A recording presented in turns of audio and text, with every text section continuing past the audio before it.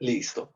Entonces, los que han visto el pueblo de Israel o los hombres más antiguos del desierto, ¿sí? Que viven en carpas, todavía existen algunos, que son comunidades muy, muy, muy antiguas que viven en los desiertos, que son nómadas, se mueven, ¿sí? En esa zona de Medio Oriente, esos son los beduinos. Y esos son tan antiguos como Abraham y Job. Entonces, ese es el primer libro y estamos hablando por allá alrededor de 2000 años antes de Cristo. Pero en ese tiempo no se podía escribir, no se existía la escritura. Entonces, por allá en el tiempo de Moisés, 1400 años más o menos antes de Cristo, es que empieza a escribirse en los primeros textos de la escritura. Y los últimos textos, alguien me dice quién fue el último escritor de la Biblia, que eso lo vimos. Ahí les di la pista. ¿Quién fue el último escritor de la Biblia? A ver, ¿cuál fue el último libro que se escribió? Juan.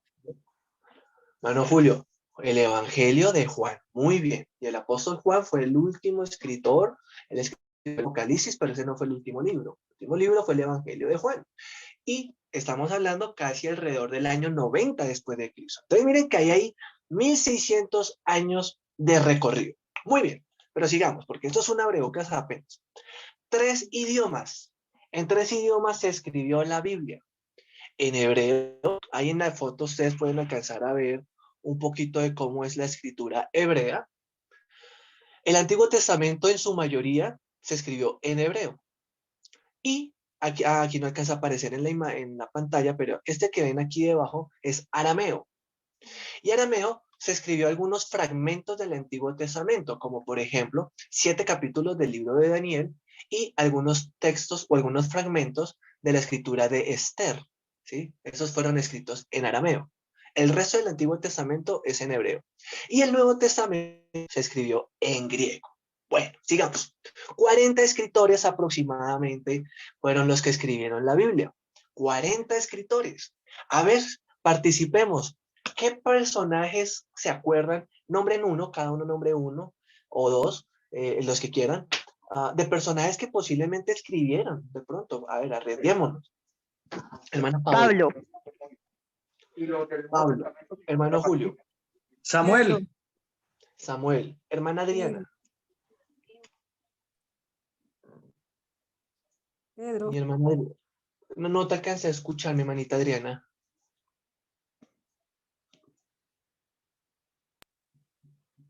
Pedro. Pedro, muy bien. ¿Algún otro? A ver. Hablemos del Antiguo Testamento, a ver cuál se acuerda. Uno último y seguimos. A ver, les doy una pista. Jeremías.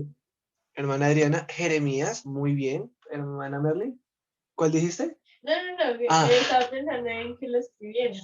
Bueno.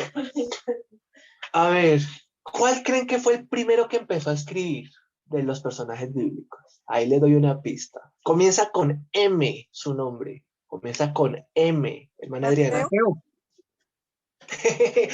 Los dos dijeron el tiempo Mateo. Bueno, es en el Nuevo Testamento.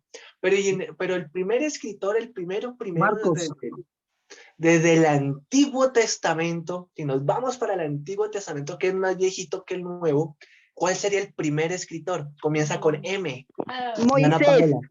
Marcos. Moisés. Acá me ayudó Juliana. Tengo a Judith. Ay, no, sin hacer trampa, sin hacer trampa. Muy bien, Julianita, eso está bien que ayudes ahí. Moisés. Y este personaje es que va a escribir el libro del que vamos a empezar a estudiar, Breshit. Así se llama ese libro, Breshit. Así que ya ahí les doy pistas por dónde va el tema. Un libro que escribió Moisés y que se llama Breshit. Alguno dirá, pero eso yo nunca lo había oído. Bueno, por ahí vamos. Listo. Ahora sí, entramos en forma. Breshit traduce orígenes, origen, comienzo. Y esta palabra aparece en... bueno, antes de decirle dónde aparece, acá se me olvidó otros datos de introducción. Les ha dicho que buscáramos Génesis 1:1, pero no lo vayan a perder. Vamos a leer primero estos dos versículos. voy a pedir el favor, yo pido estos favores a los que sé que les gusta leer, porque ya los conozco. De los que se conectan hoy por primera vez, tranquilos que no les voy a obligar a, a leer. Más adelante, si los veo que les gusta participar, entonces les pongo a leer algunos versículos.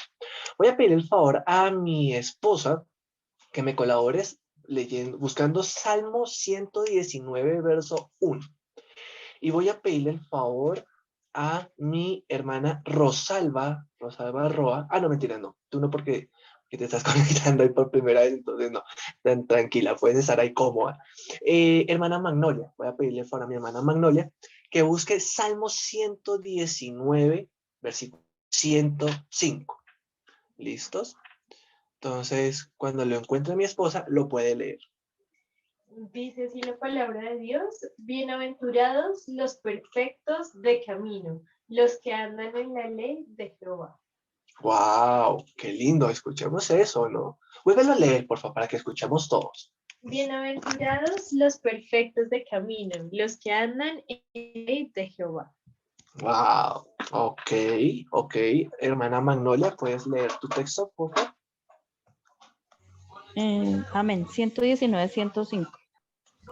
Lámpara es a mis pies tu palabra y lumbrera a mi camino. Gracias, mi hermana. Entonces, mire, ¿por qué tenemos que estudiar la Biblia? Algunos de pronto dirán, ¿cierto? Pero miren, aprendamos esto. Por una parte, el Salmo 119 dice que los que conocen la ley de Dios, no se activó algún micrófono de la hermana Magnolia. Ya, listo, ya lo silencié. Muy bien.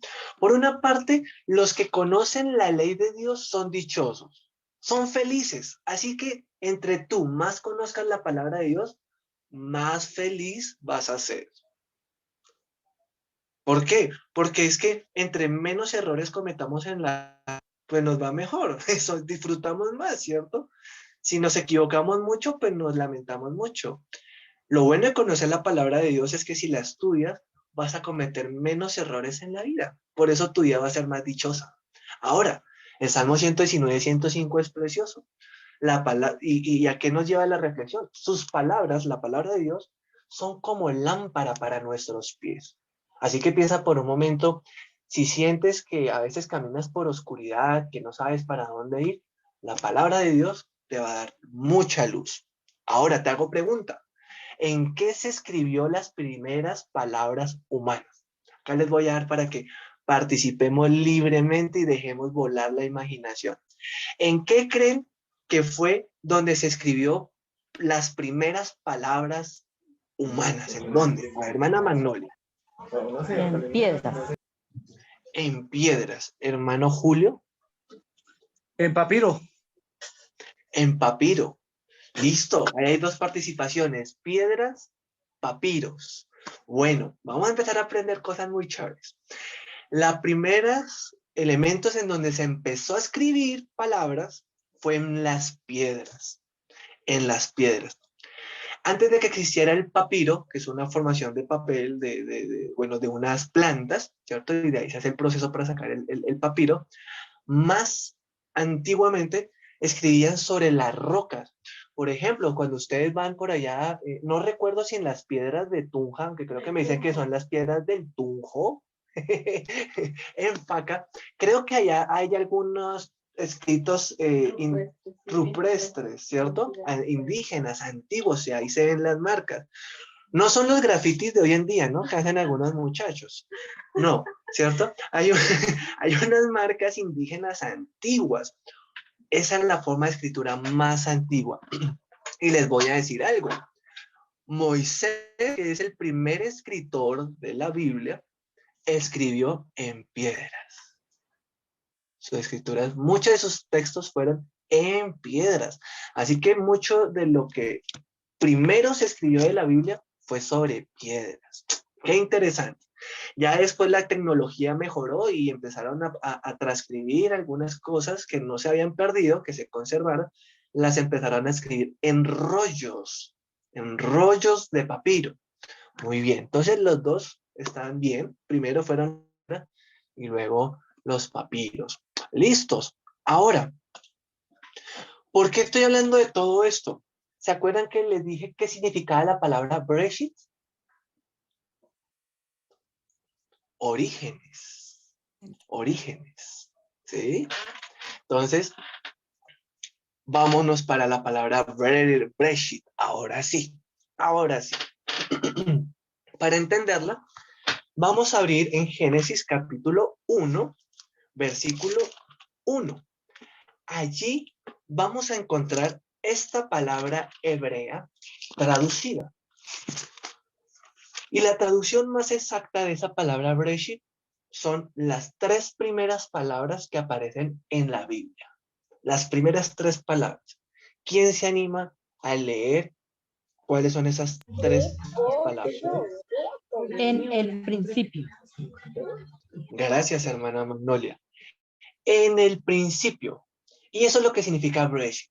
Y esa va a ser la serie que empezamos el día de hoy. Vamos a hablar de en el principio. Principio, origen, comienzos, ¿sí? Y esto es valiosísimo. Miren, van a ver cómo esto es de maravilloso conforme vamos avanzando. Estos comienzos que Génesis es Bereshit.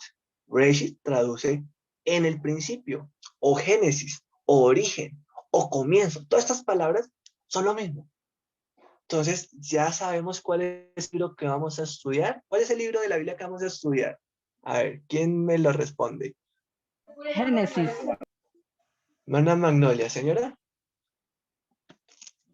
Génesis. Génesis. Muy bien. Así que, primer ejercicio no les digo de tarea porque es, ay no, ya empezaron con las tareas. Entonces se los voy a decir en inglés. Homework. ¿Listos? Homework. Empiecen a leer Génesis. Un capítulo por día, 2 capítulos. ¿Sí? Ahí traten de ir avanzando un poquito para ir entendiendo más de manera más bonita y más profunda el texto. Listo. Ya sabemos que es Bereshit, que es en el principio. Entonces, lo que vemos en primer lugar allá es que en el capítulo 1 vemos la creación. A ver, levanten la mano, voy a dar la oportunidad que levanten la manito. Pueden levantar la mano virtual. Los que alguna vez han leído la historia de la creación. A ver. Manito. Los que tienen la cámara prendida, pues simplemente levantan su mano. Si no, pueden levantar manito. Por ejemplo, la hermana Adriana ya levantó manito. La hermana Luisa, la hermana Wendy. Muy bien. La hermana Paola. Eso, muy bien. Que hayan leído alguna vez, ¿cierto? La creación. Muy bien, muy bien, muy bien, muy bien. Eso es. Entonces, les voy a hacer una pregunta, o mejor, vamos a hacer una carrera. Vamos a iniciar con una carrera. La carrera, vamos a hacer una pequeña mini competencia. Así que alístense. Cojan la Biblia. Génesis capítulo 1. Ábranla allí. Y la competencia, el reto es el siguiente. El capítulo 1 habla de la creación. Van a tratar de rastrear en 1 minuto. Tienen 1 minuto para rastrear cuántas veces aparece la palabra bueno. Bueno, a partir de este momento, comienza el minuto desde ya. ¿Cuántas veces aparece la palabra bueno? 1, 2, 5, 10, no sé. A ver, ¿quién gana?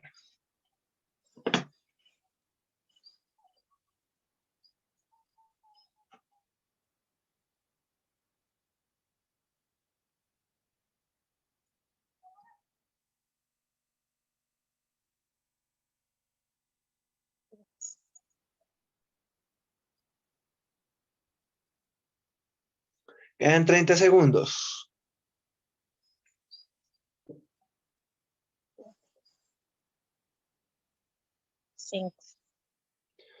Esto es lo que se le llama ojeo. Traten de ojear por encima, así a ver, como en un crucigrama, como en una sopa de letras. Traten de... 5. Sí, ya, mi hermana Wendy, todo. Listo. Por si acaso rectifica, quedan 10 segundos. 9, 8, 7, 6, 5, 4, 3, 2, 1. Tiempo. Muy bien, listo. Entonces ya escuché una participación que dijo 5 veces bueno. A ver, ¿alguien se anima, hermano Julio? 6. 6. 6. La hermana Adriana dice 6. Alcancé a ojear 6. Muy bien. La hermana Luisa vi que puso un numerito 7. 7. Ya yo abro el chat. No. A Ay, ver, abro el Luisa. chat. A ver si de pronto alguien... También pueden escribir en el chat. Si lo quieren hacer así, también lo pueden hacer por el chat. 7. ¿Alguien más se anima? A ver. Ana Rosalba, ¿cuántos contó? Ah, no, mentira. No. Tranquila. Se me olvida. A ti no te pregunto. Perdón. Bueno, listos. Ahora, ¿se acuerdan que he dicho que cuando uno, bueno, igual lo voy a decir hoy para enseñanza de todos, cuando en la Biblia, en un texto aparece una palabra repetida, es importante prestarle atención. Si la palabra aparece una sola vez, es importante. Si aparece 2 veces, hay que prestarle atención. Si aparece 3, más atención. Ahora imagínense, algunos dijeron 5, mínimo 5 si hay. Vamos por buen camino. Pueden haber 5, 6, 7, hasta 7 se arriesgaron algunos a contar. Les voy a decir, yo no los he contado, entonces no sé cuál es la respuesta. ¿Listos? Pero el ejercicio, ¿cuál es? Preguntarnos, y esta es la pregunta importante para el estudio, ¿por qué creen que aparece 5, 6 o 7 veces repetida la palabra bueno? Dios hizo bueno. Lo que Dios hizo fue bueno. No fue buena. ¿Por qué? ¿Qué creen que es el mensaje que está allí escondido? Porque listo, ya sabemos que el día 1 Dios hizo los cielos, que el día 2 se separó, que Dios hizo los animales. Sí.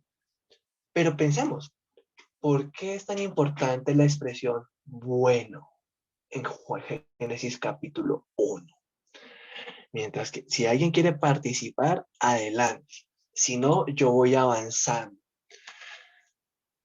Todo Yo lo creería que... que es una sí, afirmación. adelante. ¿Sí? Perdóname que te interrumpí. Creo que fue mi hermana Caterina que iba a participar. Adelante. Sí, yo creería que bueno significa afirmando, afirmación. Ok. Está afirmando, ¿no? Y vuelve y lo dice bueno. Y entonces otra afirmación, otra afirmación. Bueno, quiero decirles algo. Esta expresión bueno es sagradamente importante en Génesis capítulo 1. ¿Por qué? Porque el ser humano tiene un problema. Y es que el ser humano siempre cuestiona y cuestionará. Y cuestionaremos. Así nos lo expresemos en nuestro corazón. Habrá momentos donde cuestionemos la obra de Dios. Nos cuesta aceptar que la voluntad de Dios es buena. Nos cuesta como seres humanos aceptar que la obra que Dios hace es buena. A veces podemos decir Dios es bueno, pero cuando pasamos por la aflicción o pasamos por la dificultad, hay ciertas dificultades en las que nos metemos nosotros, ¿cierto? Porque tomamos decisiones equivocadas. Pero la vida nos enseña, y la palabra de Dios nos enseña, que aún hay momentos en los que pasamos tribulaciones, aunque hayamos hecho las cosas bien. Y en esos momentos nos cuestionamos, ¿por qué Dios permite esto si las cosas las estamos haciendo bien? No sé si te ha pasado alguna vez. A mí me ha pasado. Y digo, ¿por qué? Les cuento un testimonio rápido, una historia rápida que acaba de venir a mi mente. Recuerdo que cuando yo me iba a casar, les voy a contar, antes de casarme, el enemigo trajo un temor a mi corazón. Fue un temor feo, porque fue una sensación donde como que yo decía, ¿y si mi papá muriera en este tiempo y no me pudiera casar? no me pudiera entregar en el altar. Fue una sensación así que me llegó de un momento a otro, como 7 meses antes, como cuando me comprometí más o menos, que fue 9 meses más o menos antes del matrimonio. Y me entró un temor y pensé, ¿qué pasaría si mi papá parte con Dios en este tiempo? Y fue una sensación tan fea. Y les voy a decir lo que expresé. Conversando con Dios, dije, Dios, si algo así pasara, no lo comprendería y me costaría aceptarlo y me costaría perdonarte, Dios, por una situación como esa. Así le dije a Dios. Porque fue una sensación muy fea que sentí, ¿sí? Y porque han habido casos así, ¿no? Que han perdido familiares importantes antes de casarse. Y entonces, para contarles la conclusión de la historia, tenemos que volvernos a conectar, porque se va a cortar el Zoom. Recordemos que se corta en 40 minutos y ya quedan menos de un minuto. Así que si quieres terminar de escuchar la historia, porfa, te vuelves a conectar con el mismo link. El mismo link, nos conectamos y hicimos la enseñanza. ¿Listo? No te pierdas. Son, ¿cuántos hay? 14. Espero 14 conectados nuevamente. Ya nos volvemos a ver. Bueno, los que van a ver el audio, el video posteriormente, más o menos han perdido 10 minutos de gran conocimiento. Por eso los invitamos a conectarse en vivo todos los jueves, 7 de la noche. Muy bien, entonces, dicen que venimos del mono. Listo. Algo que una vez escuché, no sé si será cierto o no es cierto, pero escuché que hablando del ADN, el ser humano se parece más al marrano que al mono. No sé si alguna vez hayan escuchado eso. Yo una vez lo escuché. Que nuestro ADN se parecía más al del marrano. Entonces, cuando yo escuché eso, yo pensé y dije, ahora que no vayan a salir con la teoría que el ser humano desciende del marrano, ¿cierto? Pero algo que sí me llama la atención es que químicamente sí hay muchas cosas en las que nos parecemos a los animales, físicamente. Hay compuestos, por ejemplo, el carbono, y estas son muchas cosas que los científicos vienen a traer para refutar que la Biblia es un mito, ¿no? Y entonces dice, no, pero mire que sí, nosotros somos una evolución de los animales, pues miren que los animales tienen elementos como nosotros, tienen carbón, tienen agua en sus elementos. Pero ¿sabes algo que me sorprende? Que la Biblia enseña que Dios usó una materia prima para hacer los animales terrestres. Y esa, o sea, con esa materia prima hizo micos, hizo marranos, hizo perros, hizo vacas. Y con esa misma materia prima hizo al ser humano. ¿Alguien sabe cuál fue ese material? Vamos a descubrirlo. El barro. La tierra. El barro, la tierra. Muy bien, vamos a ver qué dice Génesis 1:24. Este lo voy a leer yo. Miren lo que aquí habla de los animales. Dice, luego dijo Dios, produzca la tierra. Miren, ¿cuál fue la materia prima? Tierra. Produzca la tierra seres vivientes según su género, bestias y serpientes, y animales de la tierra según su especie. Y fue así. Ah, mira esto tan interesante. ¿Con qué hizo Dios los animales? Con barro. La Ahora, tierra. con la tierra. Muy bien.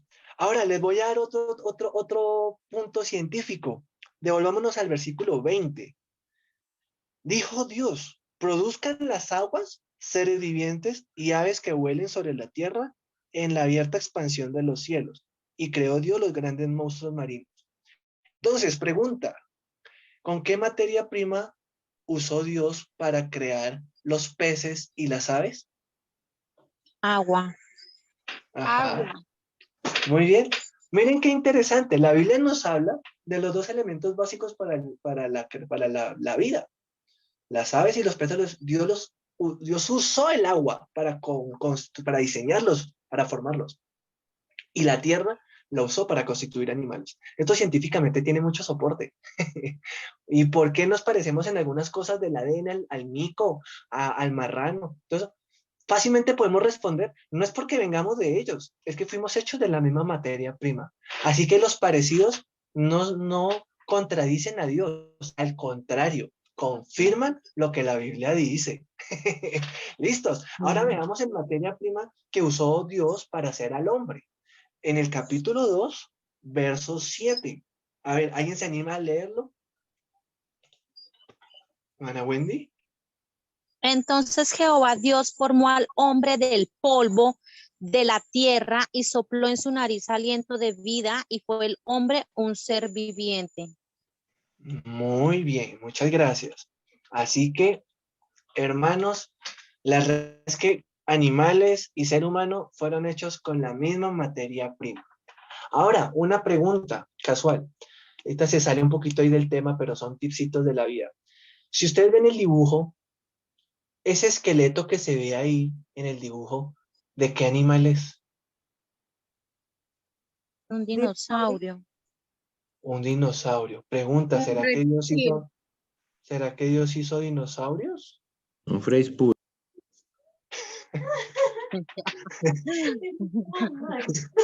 Tiene cara de fresh puber.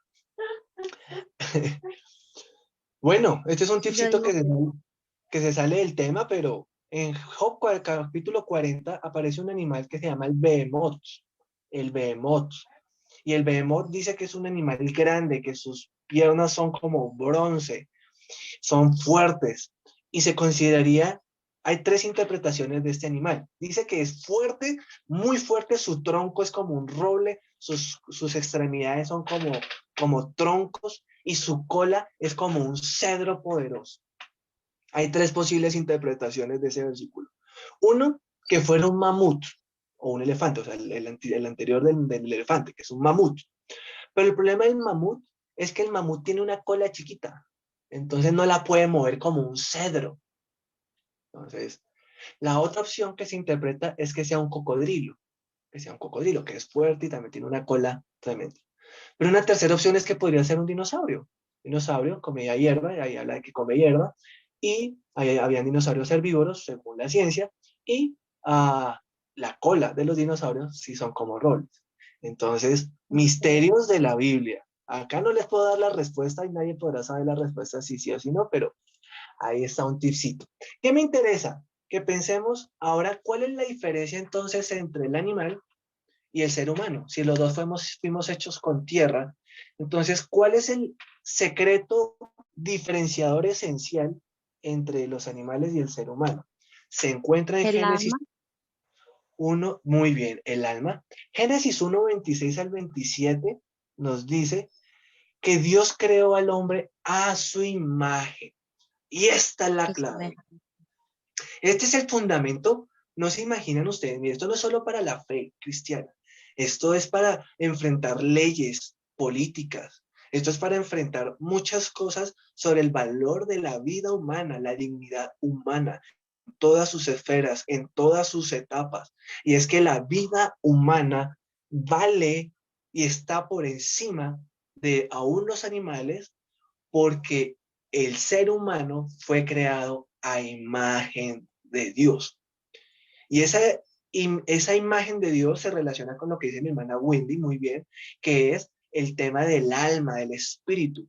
Allí en Génesis 1, 26 al 27, habla acerca de que Dios sopló aliento de vida y fue el hombre un ser viviente. Entonces, hermanos, comprendamos que tenemos un valor importante ante Dios. Y acá viene un aprendizaje.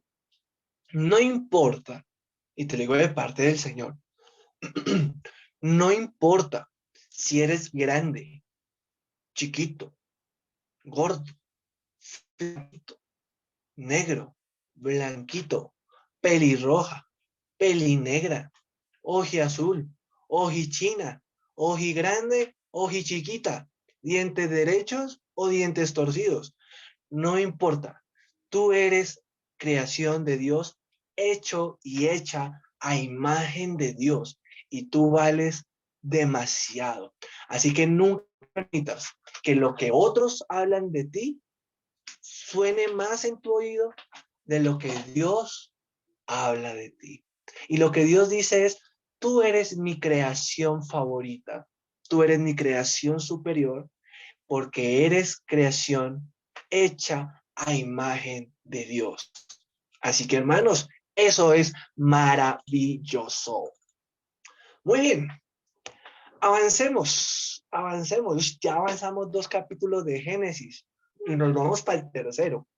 A ver, aquí vamos al mismo ejercicio. Levanten manos los que han leído o estudiado o escuchado alguna vez sobre el huerto del Edén, el hombre, la mujer, la serpiente, el fruto. A ver, mano levantada. 2 manos levantadas, un corazón, una mano, muy bien. ¿Alguien más? 4, muy bien. Entonces, pregunta teológica profunda. ¿Qué fruta era la que se comió Eva? Manzana. Manzana. No lo dice. No lo dice. Era el fruto del conocimiento del bien y del mal. Fruto del conocimiento del bien y del mal. ¿Qué dice El mi hermana kiwi. Kimberly? Kiwi. No especifica qué fruto es. No especifica qué fruto es. Mi hermano William dice que es kiwi. La tradición nos ha dicho que era una manzana. De una vez, quítense la manzana de la cabeza. Chao manzana. No, manzana cero. Cero manzanitas. La Biblia no dice qué fruto es. Habla del fruto del bien y del mal, pero nunca especifica el género del fruto. Así que no era manzana. Tranquilamente pueden comer manzanas rojas, verdes, amarillas y no les va a pasar nada. ¿Listos? Hermana Wendy, ¿quieres participar en algo? No, Vamos a es que me causa que siempre dicen que la manzana, que el fruto prohibido, que Adán y Eva tuvieran relaciones sexuales, pero realmente era eso, ellos tenían la conciencia de Dios, no solo sabían lo bueno y el conocimiento del bien y del mal era lo que abrían el fruto, ya iban a estar desnudos, sentir pena, vergüenza, ¿no? Muy bien. Aquí abro la oportunidad para cuando Tengo una tengan pregunta. preguntas, Tengo una pregunta. hacerlo. Yo lo que quiero es, a partir de lo que dice Wendy, que me llamó mucho la atención. Adri, participa y luego yo hablo. Sí, vale. Bueno, ¿de dónde entonces se saca bueno, eso es lo que se ha escuchado todo el tiempo, pero lo que acaba de decir la hermana Wendy, pues es cierto, no está en la Biblia, pero ¿de dónde sacaron ese tema de la manzana? O sea, tuvo que haber salido o sea, otra religión o de dónde, porque la verdad no tengo ni idea. Entonces sí me genera curiosidad eso. Ok, pero entonces perdóname un segundo que aquí se me perdió la pantalla ya. Listo. Bueno, realmente eso es más de una tradición, esos dos son tradiciones. Por una parte, cuadros de la Iglesia Católica del movimiento y todo eso, donde planteaban una manzana, lo hacían de una manera para hacerlo explicativo. Por otra parte, también viene de tradiciones ugaríticas y babilónicas, donde en la antigua Mesopotamia, o sea, en los tiempos antiguos del Génesis, no solamente el pueblo de Israel conocía la historia del huerto del Edén y del árbol de la ciencia del bien y del mal y de Adán y Eva. Los babilonios, por ejemplo, que era una cultura distinta a los israelitas, ellos también en sus tradiciones, y está arqueológicamente confirmado porque hay evidencias de rastros, donde ellos también tenían una teoría o una idea o una historia, podríamos llamarlo un mito, que tenían los babilonios muy similar a la de los israelitas, donde una mujer había tomado un fruto. Y en esa gráfica había una fruta muy similar a la manzana. No podría especificar si era la manzana o no, pero sí era muy similar a la manzana. Entonces, de todas esas tradiciones antiguas, sabemos que muchos pintores del Renacimiento y de estas épocas góticas tomaban esas cosas antiguas para imaginar cómo podrían ser las cosas. Entonces, de por allá vienen esos temas de la manzana. Ahora, efectivamente, en la Biblia no está. Otra cosa muy interesante que cuenta mi hermana Wendy es que esto va a servir para muchos, porque esto de pronto va a ser nuevo para muchos, pero hay muchas teorías que dicen acerca de lo que pasó en el huerto del bien, en el huerto del Edén y el árbol de la ciencia del bien y del mal. Y una de las teorías que se han inventado es que el pecado allí en el huerto fue porque Adán y Eva tuvieron relaciones sexuales. Y entonces toman la sexualidad como algo pecaminoso, como algo malo, ¿sí? Incluso hay otras teorías en las que dicen que la maldad fue que hubieron relaciones entre Eva y la serpiente, ¿sí? O el diablo, ¿sí? Y entonces hay una cantidad de cosas que hay, que surgen y que como iglesia debemos aprender a tener respuestas. Y nuestra respuesta es muy clara y muy convincente. ¿Cuál fue el problema en el huerto del Edén? 3 cosas en las que comparto el día de hoy respecto a la historia del huerto del Edén. 1. El huerto del Edén, lo importante no es conocer si el árbol era manzanas, peras, mandarinas. Lo esencial es conocer la personalidad y carácter del tentador. Entonces, hermanos, ¿por qué nosotros tenemos que estar conectados con Dios y conectados con las cosas de Dios? Porque en el huerto aprendemos que existe un tentador y tiene una personalidad que busca la manera de hacernos caer. Y hermanos, el diablo es real y es un tema no para tener miedo, sino para tomar conciencia. Así como el soldado es consciente de que existe la guerrilla, ¿sí? Así el cristiano debe ser consciente de que existe el adversario o el diablo, que eso traduce diablo, adversario, ¿sí? Y eso nos debe llevar a ser consecuentes a que no podemos irnos creyendo que somos los más fuertes, porque miremos, Adán y Eva estaban en el mejor momento de su vida. Allí no tenían pecado, allí todavía no se habían equivocado, todavía no tenían tentaciones en su cuerpo porque eran inocentes, estaban en el periodo de la inocencia. Y aún así, vino el tentador y pudo tentarles. Así que, primer punto de reflexión sobre el huerto del Edén, la personalidad y el carácter del tentador. Lo segundo, el castigo del pecado. Y esto es fundamental, entenderlo, porque este tema gira a través de toda la Biblia. Entendamos que la paga del pecado es muerte. La paga del pecado es muerte. Y les pregunto, ¿qué es la muerte? Según el hebreo. La muerte es separación. Esa es la traducción de muerte. Separación. La muerte física, cuando alguien muere, es porque se separa el espíritu del cuerpo de la persona. Entonces la persona muere. En el huerto del Edén, si vemos la historia, dice que cuando comieron del fruto, no se murieron todas de una. Dios les dijo, morirán. ¿Qué murieron entonces? Si no se murieron de una, vamos a ver que después de eso Dios los echa, después de eso tienen hijos, tienen a Caín, tienen a Abel, tienen familia. No murieron de inmediato. ¿Qué murió? Si la expresión es de muerte es separación, ¿cuál fue la muerte de ellos cuando comieron del fruto?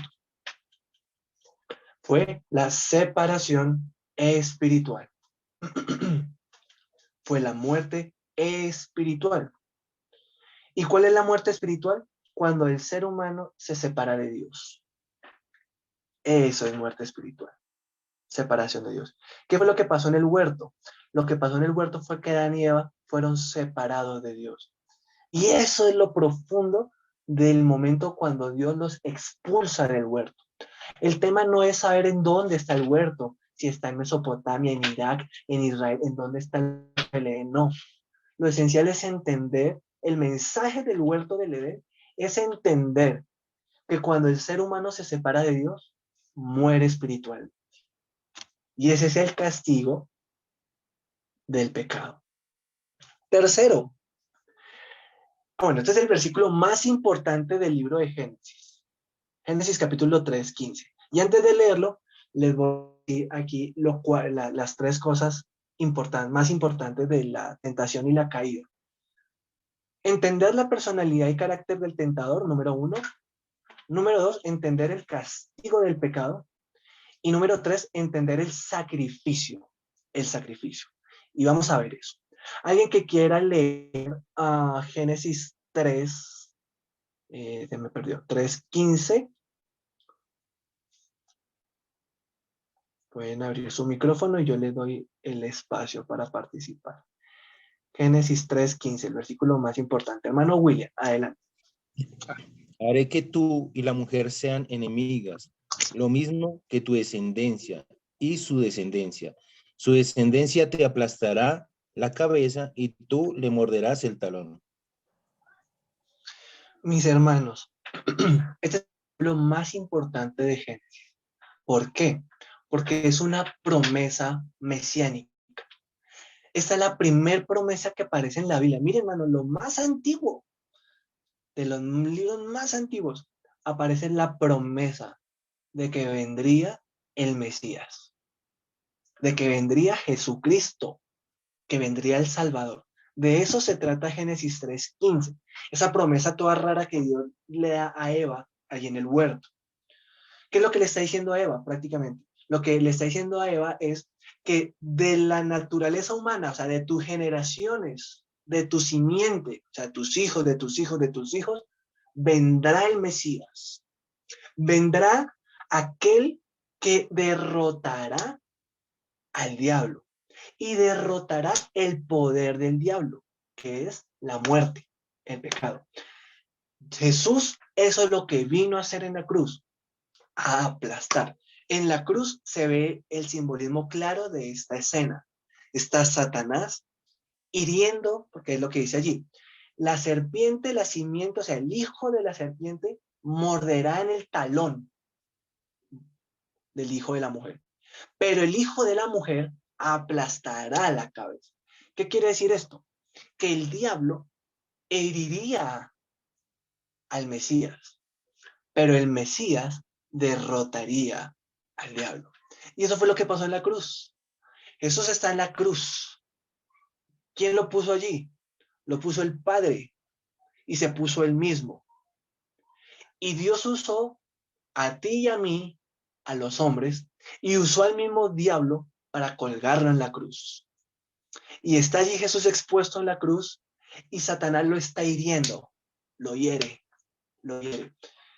Y muchas veces el diablo nos hiere, hermanos, nos hiere. Si pudo herir el Hijo de Dios, a veces nos hiere, nos lastima, nos hace ver bendiciones, aflicciones, pero la promesa fue que aunque el diablo heriría a Jesús, Jesús aplastaría el poder de la muerte. Y por eso hay un versículo poderoso en la Escritura, en el Nuevo Testamento, que dice que Cristo exhibió públicamente a sus enemigos, a sus adversarios, triunfando sobre ellos en la cruz del Calvario.